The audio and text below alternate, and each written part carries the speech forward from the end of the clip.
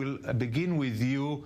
10 years ago, Cairo looked totally different than it looks today, and the whole Middle East looked totally different. Can you go backwards? What started it all, and why did it became so big, unlike other events in the past?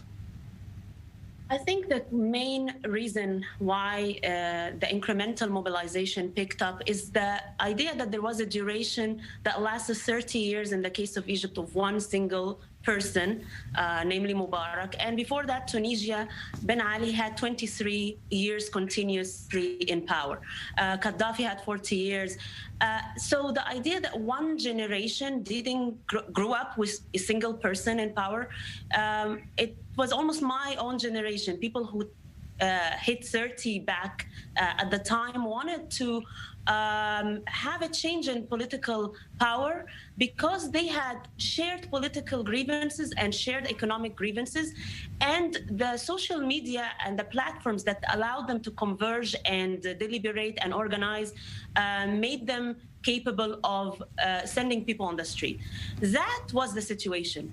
10 years later, I think what changed is that no one can stay in power in the Middle East entirely more than the 2 terms or 3 terms, maximum of 10, 15 years, as would be normal. I think places where leaders have lasted over 2 decades or almost 2 decades, like the case in Turkey today, Erdogan, for instance, or even Netanyahu, you see all these protests coming against the long rule of a single person. I think these conditions today do not apply in these countries that changed regimes and changed people in power. So I think that's the main reason that got people together back 10 years ago. Eric Mandel in Washington, thank you very much for joining us. One thing that I didn't mention in my intro was Barack Obama's visit and speech at the Cairo University that was very significant and very important, although it didn't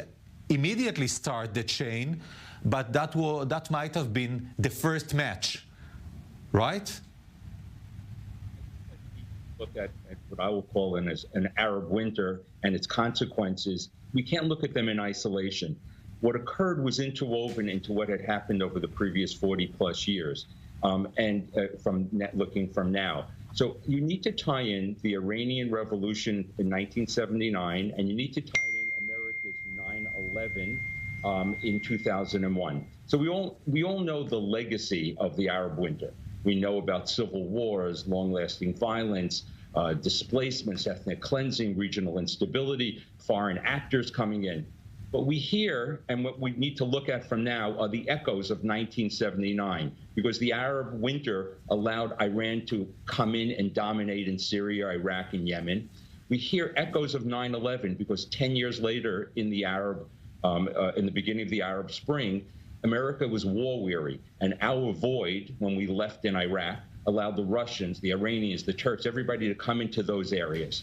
And then we now have a playing field we never saw in 2011. In 2011, the American intelligence would talk about Sunnis versus Shiites. Now we have a crossing of sectarian divides. We now have political Islamism, an alliance of Turkey, Qatar, and Iran against the more 4 conservative states of Egypt, Saudi Arabia, UAE, and Bahrain, plus Israel. So what we have to look at this as multi-dimensional chess of what's happening. And the thing we need to learn right now is, where is the next Arab winter going to happen? It's already happening in Iraq, and from an Israeli perspective, and also important from an Egyptian perspective, Jordan looks very fragile, and that looks like we're the next Arab winter, which will be a different... Yes, but Eric, if there's one thing to learn 10 years later, is that regimes who didn't use enough power didn't survive, and those who slaughtered their people, Assad in Syria, remained in power, and that's a very, very bad and sad consequence to what happened here a decade ago. Listen, you're right. Dictatorships have learned to be more repressive, not less repressive.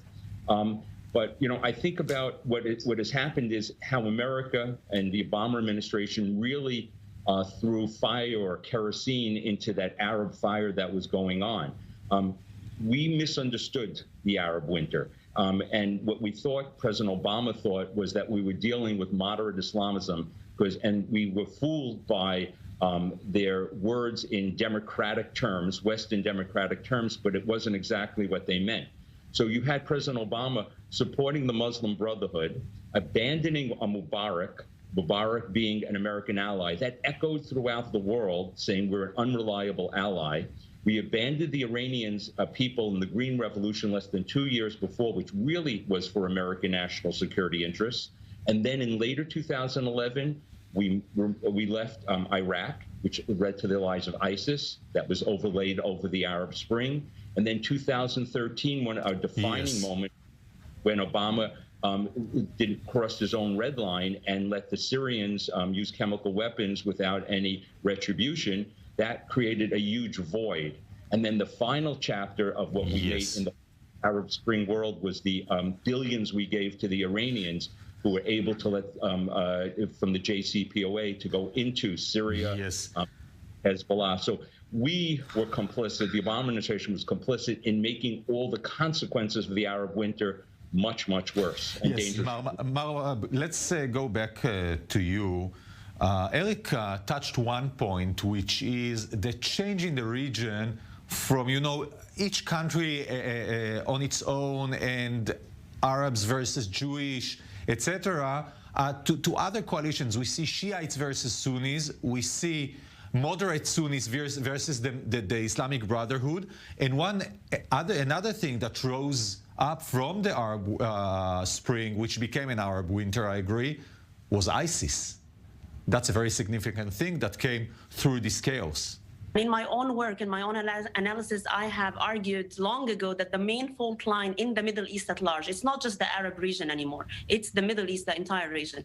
The main fault line is pan-Islamism in its variation at the Sunni version of Turkey that is expansionist in places like Gaza, like Tunisia, tried and failed in Egypt through the Muslim Brotherhood in its alliance with Qatar, or it's in Shia version, which is Iran. So either that pan-Islamism that is very expansionist and trying to build alliance throughout the region, and in opposition to that is the statist, defensive, strong militarized and defensive attitude. That is the Arab Quartet of Egypt, UAE, Saudi Arabia, and Bahrain, plus Israel. Those countries are defensive. They have strong militaries. They didn't fall apart after the uprisings or the demonstrations.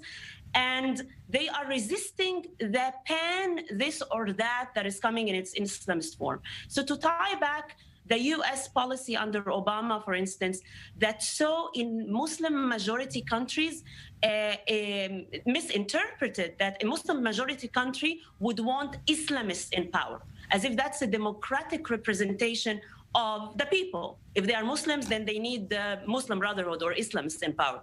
That was a misinterpretation, miscalculation, and the outcome was trying and failing of having those Islamist regimes in Egypt, for instance, which was resisted and ousted through a popular protest supported by strong military.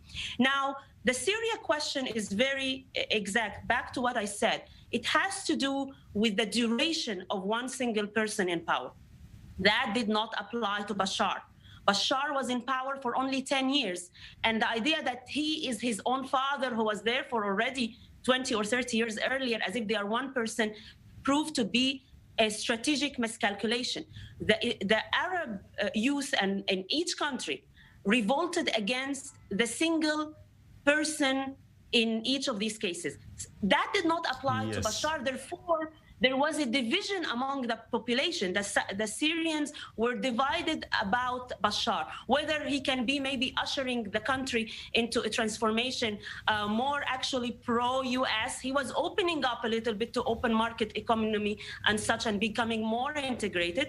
Some were supporting that as reform, and some were saying, let's just go and oust him like the rest.